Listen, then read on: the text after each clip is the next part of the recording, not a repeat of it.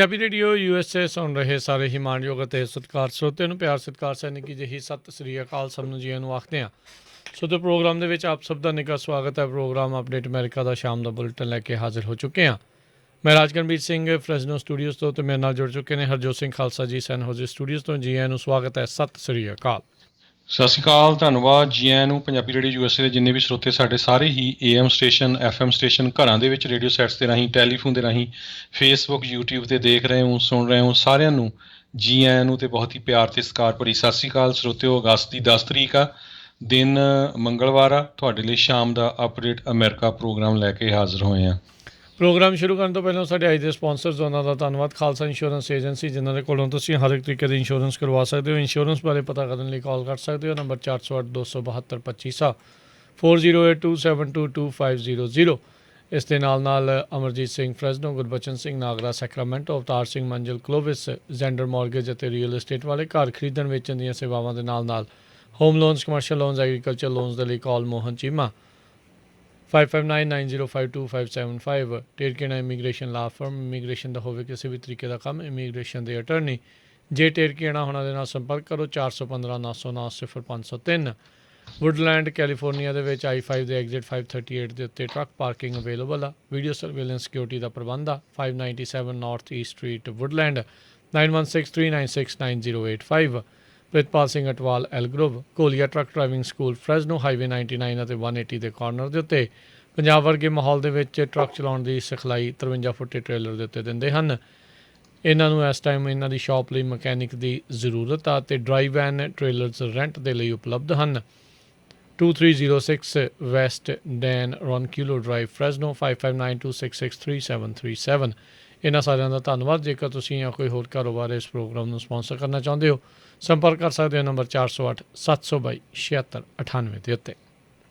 ਜੀ, ਅੱਜ ਦੀਆਂ ਖਬਰਾਂ ਵੱਲ ਆਈਏ। ਜਿਸ ਤਰ੍ਹਾਂ ਆਪਾਂ ਸਵੇਰੇ ਵੀ ਡਿਸਕਸ ਕੀਤਾ ਸੀ, ਨਿਊਯਾਰਕ ਦੇ ਗਵਰਨਰ ਐਂਡਰਿਊ ਕੁਓਮੋ ਅੱਜ ਜਿਹੜਾ ਆ ਸਵੇਰੇ ਉਹ ਆਪਣਾ ਅਸਤੀਫਾ ਦੇ ਗਏ ਹੈਗੇ ਆ। ਉਹਦੇ ਸੰਬੰਧ ਦੇ ਵਿੱਚ ਪ੍ਰੈਜ਼ੀਡੈਂਟ ਬਾਈਡਨ ਉਹਨਾਂ ਨੂੰ ਅੱਜ ਜਦੋਂ ਵਾਈਟ ਹਾਊਸ ਦੇ ਵਿੱਚ ਪੁੱਛਿਆ ਗਿਆ ਅਤੇ ਉਹਨਾਂ ਨੇ ਇਹ ਕਿਹਾ ਵੀ ਮੈਂ ਜਿਹੜੇ ਗਵਰਨਰ ਹੈਗੇ ਆ ਕੁਓਮੋ ਉਹਨਾਂ ਦੇ ਇਸ ਡਿਸੀਜ਼ਨ ਦਾ ਜਿਹੜਾ ਆ ਇੱਕ ਤਰ੍ਹਾਂ ਨਾਲ ਰਿਸਪੈਕਟ ਕਰਦਾ ਹੈਗਾ ਵੀ ਇਹ ਉਹਨਾਂ ਨੇ ਜਿਹੜਾ ਬਹੁਤ ਵਧੀਆ ਡਿਸੀਜ਼ਨ ਲਿਆ ਹੈਗਾ ਆ, ਕਿਉਂਕਿ ਜਿਹੜੇ ਚਾਰਜਸ ਲੱਗੇ ਸੀ ਉਹਨਾਂ ਨੂੰ ਰਿਜ਼ਾਈਨ ਕਰ ਹੀ ਦੇਣਾ ਚਾਹੀਦਾ ਸੀ। ਅਤੇ ਇਸੇ ਤਰ੍ਹਾਂ ਜਿਹੜੇ ਐਂਡਰਿਊ ਕੁਓਮੋ ਆ ਕਹਿੰਦੇ ਵੀ ਉਹਨਾਂ ਨੇ ਬਹੁਤ ਹੀ ਵਧੀਆ ਜਿਹੜੇ ਆ ਕੰਮ ਆਪਣੇ ਕਾਰਜਕਾਲ ਦੇ ਦੌਰਾਨ ਕੀਤੇ ਆ ਵੀ ਹੀ ਡਿਡ ਹੈਲ ਆਫ ਏ ਗੁੱਡ ਜੌਬ। ਪਰ ਉਹਨਾਂ ਦਾ ਵਿਰੋਧ ਵੀ ਬਹੁਤ ਆ। ਸਾਰਿਆਂ ਨੂੰ ਪਤਾ ਹੀ ਆ ਵੀ ਜਿਸ ਟਾਈਮ ਦੇ ਉੱਤੇ ਗਵਰਨਰ ਸੀ, ਨਰਸਿੰਗ ਹੋਮਸ ਦੇ ਵਿੱਚ ਜਿਹੜੇ ਬਜ਼ੁਰਗ ਆ ਜਿਨ੍ਹਾਂ ਦੀ ਮੌਤਾਂ ਹੋਈਆਂ ਉਹਨਾਂ ਦੀ ਮੌਤਾਂ ਦੇ ਜਿਹੜੇ ਨੰਬਰ ਘੱਟ ਦੱਸਣ ਤੋਂ ਵੀ ਉਹਨਾਂ ਦਾ ਕਾਫੀ ਵਿਰੋਧ ਹੋਇਆ ਹੈਗਾ। ਅਤੇ ਇੱਕ ਹੋਰ ਕੁਐਸਚਨ ਦੇ ਬਾਬਤ ਜਦੋਂ ਉਹਨਾਂ ਨੂੰ ਪੁੱਛਿਆ ਗਿਆ ਕਿ ਡੈਮੋਕ੍ਰੈਟਿਕ ਪਾਰਟੀ 'ਤੇ ਇਹਦਾ ਅਸਰ ਹੋਊਗਾ ਆਉਣ ਵਾਲੀਆਂ ਇਲੈਕਸ਼ਨ 'ਚ, ਅਤੇ ਉਹਨਾਂ ਨੇ ਇਹ ਕਿਹਾ ਵੀ ਨਹੀਂ, ਲੱਗਦਾ ਨਹੀਂ ਵੀ ਇਹਦਾ ਜਿਹੜਾ ਕੋਈ ਅਸਰ ਹੋਊਗਾ। ਜੀ ਬਿਲਕੁਲ, ਕਾਫੀ ਕੰਟਰੋਵਰਸੀ ਤੋਂ ਬਾਅਦ ਦੇ ਵਿੱਚ ਨਿਊਯਾਰਕ ਦੇ ਗਵਰਨਰ ਕੁਓਮੋ ਨੇ ਜਿਹੜਾ ਅਸਤੀਫਾ ਆ ਉਹ ਦਿੱਤਾ ਹੈਗਾ ਆ ਕਿ ਇਹ ਕਰਨ ਦੇ ਨਾਲ ਇਹ ਇੰਪੀਚਮੈਂਟ ਤੋਂ ਬਚ ਜਾਣਗੇ। ਇਹ ਇੱਕ ਵੱਡੇ ਜਿਹੜੇ ਇਹਨਾਂ ਦੇ ਮੂਹਰੇ ਸਵਾਲ ਜਿਹੜੇ ਉਹ ਰਹਿਣਗੇ। ਅਤੇ ਬਹੁਤ ਸਾਰੇ ਜਿਹੜੇ ਮਾਹਰ ਆ ਇਹ ਵੀ ਕਿਆਸਰਾਈਆਂ ਲਾ ਰਹੇ ਆ ਵੀ ਇਹ ਜ਼ਰੂਰੀ ਨਹੀਂ ਆ ਵੀ ਇਹ ਹੁਣ ਅਸਤੀਫਾ ਦੇ ਕੇ ਬਚੇ ਰਹਿ ਸਕਦੇ ਆ। ਹੋ ਸਕਦਾ ਵੀ ਅਕਾਊਂਟੇਬਿਲਟੀ ਦੇ ਖਾਤਰ ਅਤੇ ਨਾਲ ਦੇ ਨਾਲ ਜਿਹੜੇ ਕ੍ਰਿਮੀਨਲ ਇਨਵੈਸਟੀਗੇਸ਼ਨ ਜੇ ਇਹਨਾਂ ਦੇ ਖਿਲਾਫ ਜਿਹੜੀ ਉਹ ਚੱਲਦੀ ਆ ਤਾਂ ਇਹਨਾਂ ਨੂੰ ਹਿਰਾਸਤ ਵੀ ਜਿਹੜਾ ਆ ਜੇਲ੍ਹ ਦੇ ਵਿੱਚ ਵੀ ਜਾਣਾ ਪੈ ਸਕਦਾ ਆ। ਇਹ ਜਿਹੜੇ ਦਾਅਵੇ ਜਿਹੜੇ ਹੈਗੇ ਨੇ ਕਥਿਤ ਤੌਰ 'ਤੇ ਕਿਆਸ ਰਾਈਆਂ ਨੇ। ਸੋ ਹੋਊਗਾ ਕਿ ਇਹ ਹਾਲ ਦੀ ਘੜੀ ਭਵਿੱਖ ਦੇ ਗਰਭ ਦੇ ਵਿੱਚ ਜਿਹੜਾ ਹੋਊਗਾ। ਪਰ ਇਸ ਦੇ ਪਿੱਛੇ ਬੈਕਡਰੋਪ ਦੇ ਵਿੱਚ ਇਹ ਆ ਵੀ ਜਿਹੜੀ ਆਪਾਂ ਸਵੇਰੇ ਦੱਸਿਆ ਜੀ, ਨਿਊਯਾਰਕ ਨੂੰ ਪਹਿਲੀ ਫੀਮੇਲ ਗਵਰਨਰ ਜਿਹੜੀ ਆ ਕੈਥੀ ਹੋਚਲ ਦੇ ਨਾਂ ਦੀ ਜਿਹੜੀ ਆ ਉਹ ਮਿਲੇਗੀ। ਅਤੇ ਕਹਿੰਦੇ ਇੱਦਾਂ ਆ ਵੀ ਹੁਣ ਅਗਲੀ ਵਾਰ ਜਦੋਂ ਗਵਰਨਰ ਦੀ ਉੱਥੇ ਰੇਸ ਹੋਣੀ ਆ, ਇਹ ਪਿੜ ਪੂਰੀ ਤਰ੍ਹਾਂ ਜਿਹੜਾ ਉਹ ਖਾਲੀ ਆ ਅਤੇ ਕਾਫੀ ਜ਼ਿਆਦਾ ਘਮਾਸਾਨ ਜਿਹੜਾ ਆ ਉੱਥੇ ਦੇਖਣ ਨੂੰ ਮਿਲ ਸਕਦਾ ਹੈਗਾ ਆ। ਸੋ ਇਹ ਇੱਥੇ ਸਿਆਸੀ ਤੌਰ ਦੇ ਉੱਤੇ ਕਾਫੀ ਜਿਹੜੀ ਉਥਲ ਪੁਥਲ ਆ ਇਸ ਦੇ ਅਸਤੀਫੇ ਤੋਂ ਬਾਅਦ 'ਚ ਜਿਹੜੀ ਉਹ ਆਪਾਂ ਨੂੰ ਦੇਖਣ ਨੂੰ ਮਿਲ ਸਕਦੀ ਆ।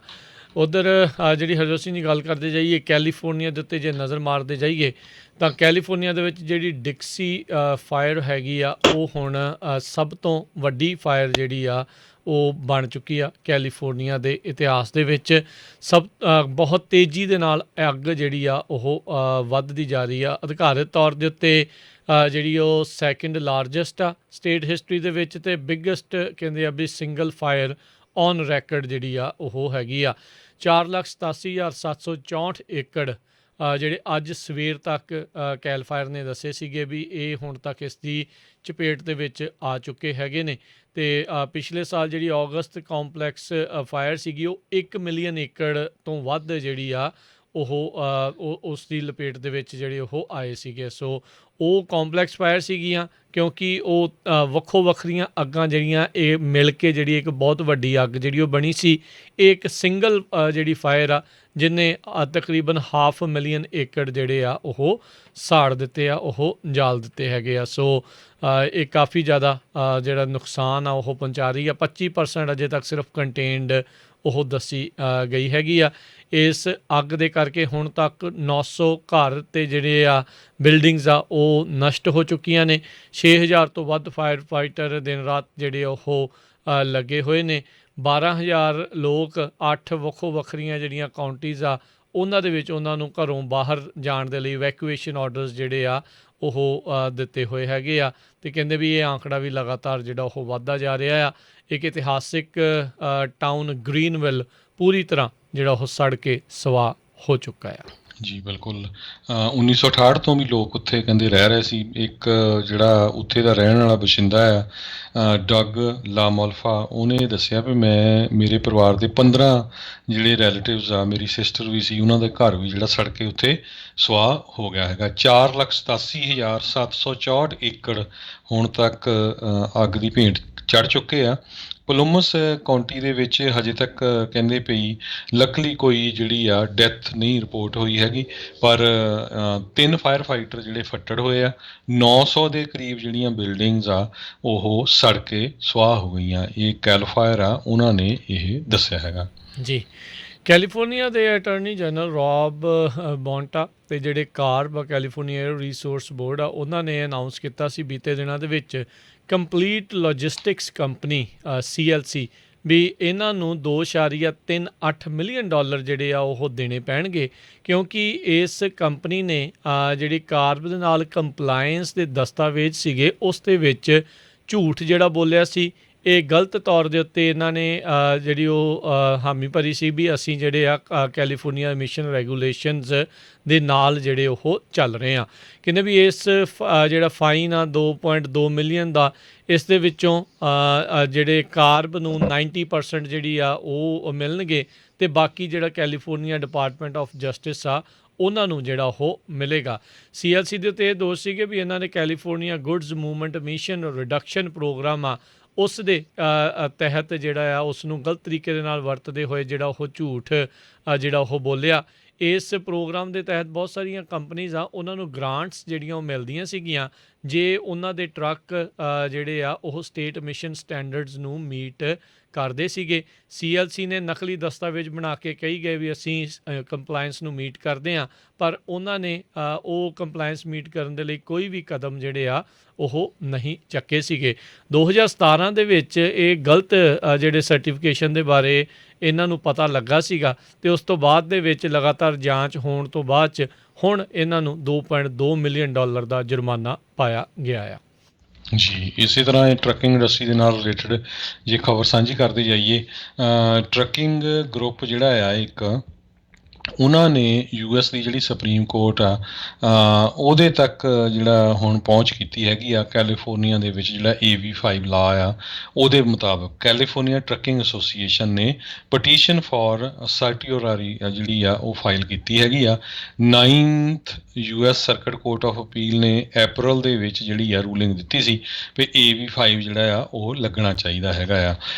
ਅਤੇ ਪਰ ਜਿਹੜੇ ਟਰੱਕਿੰਗ ਵਾਲੇ ਬਹੁਤ ਸਾਰੇ ਜਿਹੜੇ ਇੰਡੀਪੈਂਡੈਂਟ ਬ੍ਰੋਕਰਸ ਆ ਜਾਂ ਇੰਡੀਪੈਂਡੈਂਟ ਆਪਰੇਟਰਸ ਆ ਉਹ ਕਹਿੰਦੇ ਆ ਵੀ ਇਹਦੇ ਨਾਲ ਉਹਨਾਂ ਦਾ ਜਿਹੜਾ ਕਾਫੀ ਨੁਕਸਾਨ ਹੋਣਾ। ਇਕੱਲਾ ਟਰੱਕਿੰਗ ਨਹੀਂ, ਹੋਰ ਵੀ ਬਹੁਤ ਸਾਰੇ ਜਿਹੜੇ ਬਿਜ਼ਨਸਿਸ ਇਹਦੇ ਵਿੱਚ ਆਉਂਦੇ ਸੀ ਜਿਨ੍ਹਾਂ ਨੂੰ ਸਾਰਿਆਂ ਨੂੰ ਜਿਹੜਾ W2 'ਤੇ ਰਹਿਣਾ ਪੈਣਾ ਹੈਗਾ ਆ। ਅਤੇ ਕੈਲੀਫੋਰਨੀਆ ਦੇ ਅਟਾਰਨੀ ਜਨਰਲ ਅਤੇ ਇਸੇ ਤਰ੍ਹਾਂ ਕੈਲੀਫੋਰਨੀਆ ਦੇ ਵਿੱਚ ਇੱਕ ਇੱਥੇ ਦੀ ਸਭ ਤੋਂ ਵੱਡੀ ਜਿਹੜੀ ਟੀਮਸਟਰ ਯੂਨੀਅਨ ਆ ਉਹ ਇਹਦੇ ਹੱਕ 'ਚ ਆ ਵੀ ਹਾਂ AB5 ਦੇ ਮੁਤਾਬਕ ਇਹ ਪਾਸ ਹੋਣਾ ਚਾਹੀਦਾ ਅਤੇ ਸਾਰੇ ਹੀ ਜਿਹੜੇ W2 'ਤੇ ਹੋਣੇ ਚਾਹੀਦੇ ਆ। ਹੁਣ ਦੇਖਦੇ ਹਾਂ ਫਿਰ ਜਿਹੜਾ ਸੁਪਰੀਮ ਕੋਰਟ ਆ ਉਹ ਜਿਹੜਾ ਕੀ ਡਿਸੀਜਨ ਦਊਗਾ। ਜੀ, ਫਲੋਰੀਡਾ ਦੇ ਵਿੱਚ ਮਾਸਕ ਨੋ ਮਾਸਕ ਦਾ ਜਿਹੜਾ ਮਸਲਾ ਆ ਲਗਾਤਾਰ ਆ ਉਹ ਭਖਦਾ ਜਾ ਰਿਹਾ ਹੈਗਾ ਆ।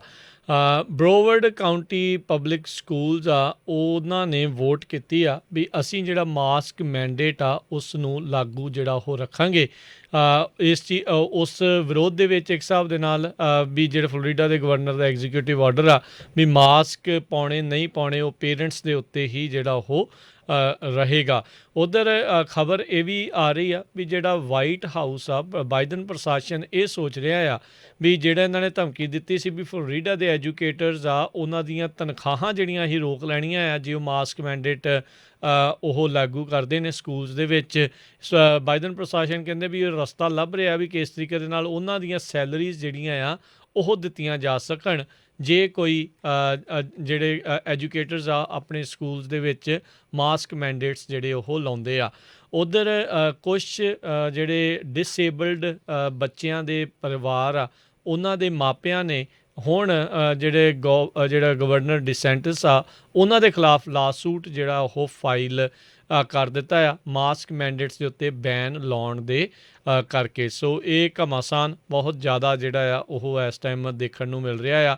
ਉੱਧਰ ਫਲੋਰੀਡਾ ਤੋਂ ਹੀ ਇਹ ਜਿਹੜੀ ਖਬਰ ਆ ਉਹਨਾਂ ਨੇ ਫੈਡਰਲ ਸਰਕਾਰ ਨੂੰ ਬੇਨਤੀ ਕੀਤੀ ਆ ਵੀ ਉਹਨਾਂ ਨੂੰ 300 ਵੈਂਟੀਲੇਟਰਸ ਤੁਰੰਤ ਜਿਹੜੇ ਆ ਉਹ ਘੱਲੇ ਜਾਣ ਕਿਉਂਕਿ ਜਿਹੜੇ ਗੰਭੀਰ ਰੂਪ ਦੇ ਵਿੱਚ ਬਿਮਾਰ ਹੋਣ ਵਾਲੇ ਜਿਹੜੇ ਲੋਕਾਂ ਦੀ ਸੰਖਿਆ ਜਿਹੜੀ ਡੈਲਟਾ ਵੇਰੀਐਂਟ ਕਰਕੇ ਲਗਾਤਾਰ ਵੱਧ ਰਹੀ ਆ।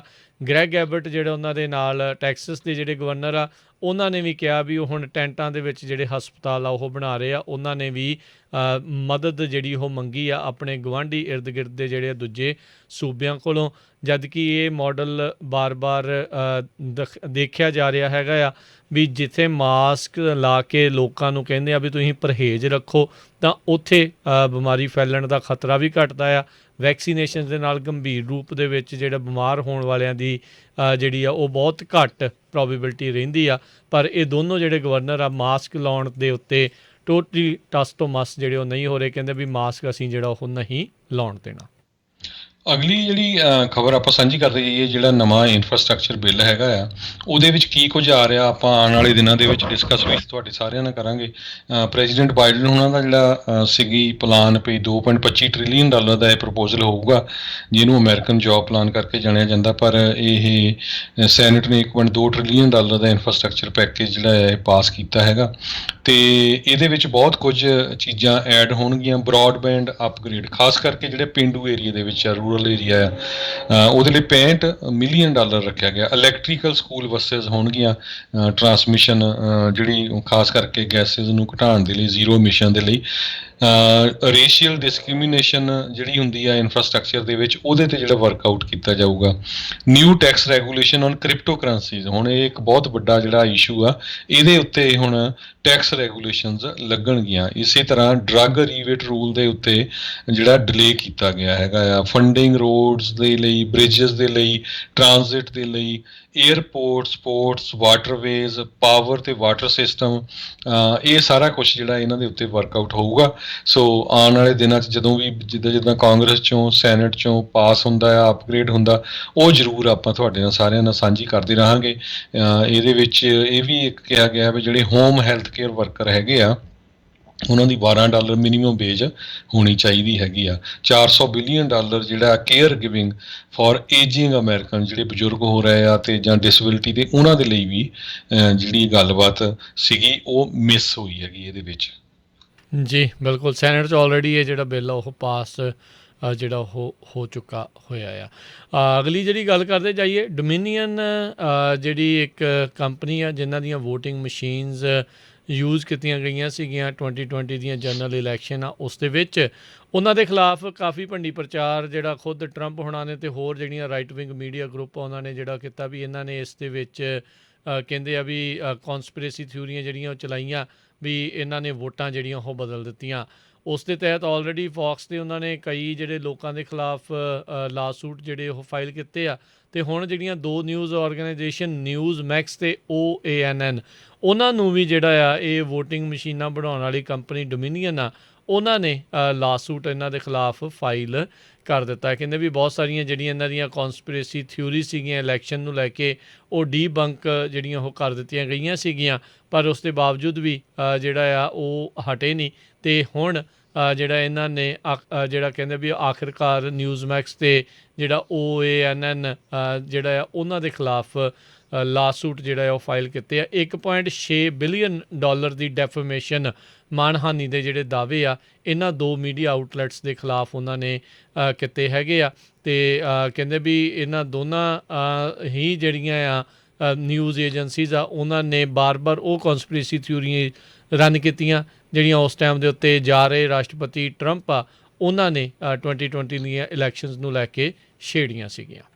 ਜੀ, ਅਗਲੀ ਖਬਰ ਕਹਿੰਦੇ ਪਈ 60,000 ਪਾਉਂਡ ਦੇ ਕਰੀਬ ਜਿਹੜਾ ਚਿਕਨ ਆ, ਫਰੋਜ਼ਨ ਰਾ ਚਿਕਨ ਆ, ਉਸ ਨੂੰ ਰੀਕਾਲ ਕੀਤਾ ਗਿਆ ਆ FDA ਵੱਲੋਂ। ਕਹਿੰਦੇ ਪਈ ਜਿਹੜੇ ਆਲਡੀ ਸਟੋਰਸ ਆ ਉਹਨਾਂ ਦੇ ਉੱਤੇ ਇਹ ਜਿਹੜਾ ਚਿਕਨ ਸੋਲਡ ਕੀਤਾ ਗਿਆ ਫਰਵਰੀ 24 ਅਤੇ 25 ਨੂੰ ਸ਼ਿਪ ਕੀਤਾ ਗਿਆ ਸੀ। ਅਤੇ ਹੁਣ ਅੱਜ ਕੱਲ੍ਹ ਇਹ ਸੈੱਲ ਕੀਤਾ ਜਾ ਰਿਹਾ ਸੀ Dutch farm chicken with broccoli ਅਤੇ ਚੀਜ਼ ਪੈਕੇਜਸ ਵੱਲੋਂ। ਕਹਿੰਦੇ ਵੀ ਇਹਦੇ ਵਿੱਚ ਸਾਲਮੋਨੈਲਾ ਹੋ ਸਕਦਾ ਹੈਗਾ ਆ। ਸੋ USDA ਨੇ ਫੂਡ ਅਤੇ ਸੇਫਟੀ ਇੰਸਪੈਕਸ਼ਨ ਵਾਲਿਆਂ ਨੇ ਸਾਰੇ ਹੀ ਸਟੋਰਸ ਦੇ ਨਾਮ ਵਗੈਰਾ ਜਿਹੜੇ ਪੂਰੇ ਡਿਕਲੇਅਰ ਕੀਤੇ ਆ ਵੀ ਕਿੱਥੇ ਕਿੱਥੇ ਇਹ ਜਿਹੜਾ ਚਿਕਨ ਸੈੱਲ ਕੀਤਾ ਗਿਆ ਜਾਂ ਅਵੇਲੇਬਲ ਸੀ, ਉਹਨੂੰ ਹੁਣ ਜਿਹੜਾ ਅਵੇਲੇਬਲ ਸੀ ਉਹਨੂੰ ਤਾਂ ਚੱਕ ਲਿਆ ਗਿਆ। ਸੋ ਇਹ ਮੇਕ ਸ਼ੋਰ ਕਰ ਲਿਓ ਵੀ ਜੇ ਜਿਹੜੇ ਚਿਕਨ ਛਕਦੇ ਹੈਗੇ ਆ ਖਾਂਦੇ ਆ ਵੀ ਇੱਕ ਵਾਰੀ ਦੇਖ ਲਿਓ ਵੀ ਕਿਤੇ ਇਹ ਉਸੇ ਹੀ ਬ੍ਰਾਂਡ ਦਾ ਤਾਂ ਨਹੀਂ ਜਿਸ ਨੂੰ ਰੀਕਾਲ ਕੀਤਾ ਗਿਆ ਹੈਗਾ। ਜੀ, ਯੂਜਲੀ ਬੈਚ ਨੰਬਰ ਜਿਹੜੇ ਉਹ ਉਹਨਾਂ ਦੇ ਹੁੰਦੇ ਆ, ਉਹ ਤੁਸੀਂ FDA ਦੀ ਜਿਹੜੀ ਵੈਬਸਾਈਟ ਉੱਤੋਂ ਚੈੱਕ ਕਰ ਲਿਓ ਬਣਾਉਣ ਤੋਂ ਪਹਿਲਾਂ ਭਾਈ, ਵੀ ਤੁਹਾਡਾ ਉਹਦੇ ਨਾਲ ਮੇਚ ਤਾਂ ਨਹੀਂ ਕਰਦਾ। ਜੇ ਮੇਲ ਕਰਦਾ ਹੈ ਤਾਂ ਭਾਈ ਉਹ ਵਰਤਿਓ ਨਾ, ਐਵੇਂ ਜਿਹੜਾ ਬਿਮਾਰ ਆ ਉਹ ਤੁਸੀਂ ਹੋ ਸਕਦੇ ਆ। ਅਗਲੀ ਜਿਹੜੀ ਆਪਾਂ ਗੱਲ ਕਰਦੇ ਜਾਈਏ, ਸੈਨ ਐਂਟੋਨੀਓ ਟੈਕਸਸ ਤੋਂ ਇੱਕ ਜੱਜ ਆ, ਉਹਨਾਂ ਨੇ ਜਿਹੜੇ ਉੱਥੋਂ ਦੇ ਗਵਰਨਰ ਐਬਟ ਆ ਉਹਨਾਂ ਦਾ ਜਿਹੜੇ ਮਾਸਕ ਮੈਂਡੇਟਸ ਦੇ ਉੱਤੇ ਬੈਨ ਲਾਉਣ ਦਾ ਸੀਗਾ, ਉਸ ਨੂੰ ਇੱਕ ਹਿਸਾਬ ਦੇ ਨਾਲ ਥੋੜ੍ਹਾ ਜਿਹਾ ਉਹਨਾਂ ਨੂੰ ਝਟਕਾ ਦਿੱਤਾ ਆ। ਸੈਨ ਐਂਟੋਨੀਓ ਦੇ ਵਿੱਚ ਉਹਨਾਂ ਨੇ ਸਕੂਲਸ ਨੂੰ ਇਜਾਜ਼ਤ ਦੇ ਦਿੱਤੀ ਆ ਵੀ ਜੇ ਉਹ ਮਾਸਕ ਲਗਾਉਣਾ ਚਾਹੁੰਦੇ ਨੇ ਉਹ ਆਪਣੇ ਸਕੂਲਾਂ ਦੇ ਵਿੱਚ, ਤਾਂ ਉਹਨਾਂ ਨੂੰ ਆਗਿਆ ਮਿਲੂਗੀ। ਟੈਂਪਰੇਰੀ ਰਿਸਟ੍ਰੇਨਿੰਗ ਆਰਡਰ ਜਿਹੜਾ ਆ ਉਹ ਦਿੱਤਾ ਗਿਆ ਹੈਗਾ ਆ ਬੈਕਸਰ ਕਾਊਂਟੀ ਜਿਹੜੀ ਆ ਉਸ ਦੇ ਵਿੱਚ, ਵੀ ਉਹ ਜੇ ਮਾਸਕ ਮੈਂਡੇਟਸ ਇੰਪੋਜ਼ ਕਰਨਾ ਚਾਹੁੰਦੇ ਨੇ ਤਾਂ ਉਹ ਕਰ ਸਕਦੇ ਨੇ। ਜੀ ਬਿਲਕੁਲ। ਅਗਲੀ ਖਬਰ ਵੈਦਰ ਦੇ ਨਾਲ ਰਿਲੇਟਡ ਆ। ਇੱਕ ਟ੍ਰੋਪੀਕਲ ਸਟੋਰਮ ਫਰੈਡ ਜਿਹੜਾ ਆ ਉਹ ਕਹਿੰਦੇ ਪਈ US ਵੱਲ ਨੂੰ ਆ ਰਿਹਾ ਕਿਊਬੋ ਵਾਲੀ ਤਰਫ ਤੋਂ। ਅਤੇ ਇਹ ਜਿਹੜਾ 6ਵਾਂ ਸਟੋਰਮ ਹੈਗਾ 2021 ਸੰਨ ਦਾ ਜਿਹੜਾ ਐਟਲਾਂਟਿਕ ਹਰੀਕੇਨ ਸੀਜ਼ਨ ਦੇ ਵਿੱਚ। ਅਤੇ ਇਹ 18 ਮੀਲ ਪਰ ਆਵਰ ਦੇ ਹਿਸਾਬ ਨਾਲ ਜਿਹੜੀਆਂ ਹਵਾਵਾਂ ਇਸ ਟਾਈਮ ਚੱਲ ਰਹੀਆਂ ਆ, ਅਤੇ ਹੋ ਸਕਦਾ ਇਹ 35 ਮੀਲ ਪਰ ਆਵਰ ਦੇ ਹਿਸਾਬ ਨਾਲ ਕੈਰੇਬੀਅਨ ਦੇ ਵਿੱਚੋਂ ਆ ਜਾਣ ਅਤੇ US ਨੂੰ ਵੀ ਜਿਹੜਾ ਆ ਹਿੱਟ ਕਰੇਗਾ। ਜੀ, ਥੋੜ੍ਹੇ ਦਿਨ ਪਹਿਲਾਂ ਹੀ ਜਿਹੜਾ ਇੱਕ ਉੱਥੇ ਹੋਰ ਜਿਹੜਾ ਹਰੀਕੇਨ ਆ ਉਹ ਆਇਆ ਸੀਗਾ। ਸੋ ਲੈਟਸ ਸੀ ਜਿਹੜਾ ਉਹ ਕੀ ਬਣਦਾ ਹੈ। ਫ੍ਰੈਜ਼ਨੋ ਦੇ ਮੇਅਰ ਜੈਰੀ ਡਾਇਰ ਆ ਉਹ ਵਰਚੁਅਲੀ ਜਿਹੜੇ ਪ੍ਰੈਜ਼ੀਡੈਂਟ ਬਾਈਡਨ ਆ ਉਹਨਾਂ ਦੇ ਨਾਲ ਜਿਹੜੀ ਆ ਉਹ ਮੁਲਾਕਾਤ ਜਿਹੜੀ ਉਹ ਕਰਨਗੇ। ਵਾਈਟ ਹਾਊਸ ਦੇ ਪ੍ਰੈਸ ਆਫਿਸ ਆ ਉਹਨਾਂ ਨੇ ਜਿਹੜਾ ਉਹ ਦੱਸਿਆ ਵੀ ਕਈ ਜਿਹੜੇ ਗਵਰਨਰਸ, ਮੇਅਰਸ ਅਤੇ ਹੋਰ ਜਿਹੜੇ ਸੂਬੇ ਦੇ ਕਈ ਜਿਹੜੇ ਲੋਕਲ ਟਰਾਈਬਲ ਆਫੀਸ਼ੀਅਲਸ ਆ ਉਹਨਾਂ ਦੇ ਨਾਲ ਜਿਹੜੀ ਉਹ ਗੱਲਬਾਤ ਕਰਨਗੇ। ਕਹਿੰਦੇ ਵੀ ਇਨਫਰਾਸਟਰਕਚਰ ਇਨਵੈਸਟਮੈਂਟ ਅਤੇ ਜੋਬਸ ਐਕਟ ਉਸ ਦੇ ਤਹਿਤ ਜਿਹੜੀ ਇਹਨਾਂ ਦੀ ਗੱਲਬਾਤ ਹੋਊਗੀ। ਅਤੇ ਸਾਡੇ ਇੱਥੇ ਸ਼ਹਿਰ ਦੇ ਜਿਹੜੇ ਮੇਅਰ ਆ ਉਹਨਾਂ ਨੂੰ ਵੀ ਆਪਣੀ ਗੱਲ ਜਿਹੜੀ ਉਹ ਰੱਖਣ ਦਾ ਮੌਕਾ ਮਿਲੂਗਾ। ਕੱਲ੍ਹ ਨੂੰ ਕਹਿੰਦੇ ਆ ਵੀ ਇਹ ਵਰਚੁਅਲ ਮੀਟਿੰਗ ਆ ਉਹ ਹੋਣ ਜਾ ਰਹੀ ਹੈਗੀ ਆ। ਸੋ ਇਹ ਜਿਹੜੀ ਫੰਡਿੰਗ ਦੇ ਵਿੱਚ roads, bridges, electric grid, public transport, transit ਅਤੇ ਏਅਰਪੋਰਟ, ਉਸ 'ਤੇ ਹੋਰ ਕਈ ਚੀਜ਼ਾਂ ਦੇ ਉੱਤੇ ਜਿਹੜਾ ਆ ਉਹ ਚਰਚਾ ਹੋਣੀ ਆ। ਸੋ ਫ੍ਰੈਜ਼ਨੋ ਇਸ ਟਾਈਮ ਬਹੁਤ ਹੀ ਤੇਜ਼ੀ ਦੇ ਨਾਲ ਵੱਧ ਰਹੀ ਇੱਕ ਜਿਹੜੀ ਇਕੋਨਮੀ ਹੈਗੀ ਆ, ਉਹ ਥਾਂ ਹੈਗੀ ਆ ਜਿੱਥੇ ਕਈ ਤਰੀਕੇ ਦੀ ਇਨਵੈਸਟਮੈਂਟ ਆ ਜਿਹੜੀ ਉਹ ਹੋਊਗੀ। ਰੋਡਸ, ਬ੍ਰਿਜਿਸ ਨੂੰ ਲੈ ਕੇ ਆਲਰੇਡੀ ਜਿਹੜਾ ਆ ਕਾਫੀ ਇੱਥੇ ਆਪਾਂ ਨੂੰ ਰੌਲਾ ਰੱਪਾ ਚਿਰ ਤੋਂ ਜਿਹੜਾ ਦੇਖਦੇ ਆ ਰਹੇ ਹਾਂ।